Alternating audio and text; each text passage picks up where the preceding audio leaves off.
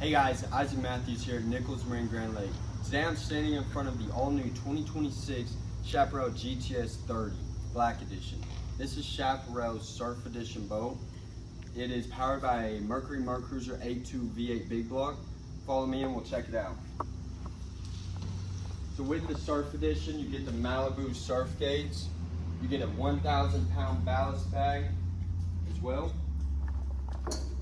We move up here into the boat. Of course, you get Chaparral's massive swim platform and their well-patented Infinity power step. Fold this seat down and it turns into an entire oasis here at the back of the boat. As we move into the cockpit area of the boat, you got edge force board racks. This HTX hardtop folds up and down at the press of the button. Lights up with blue LED lights as well as all throughout the cockpit. With the 30-foot Chaparral, you get a 9-foot beam. That includes these double bolster seating. Snap-in seat egg throughout the boat. Here at the helm, dual Simrad screen with Lenco trim tabs.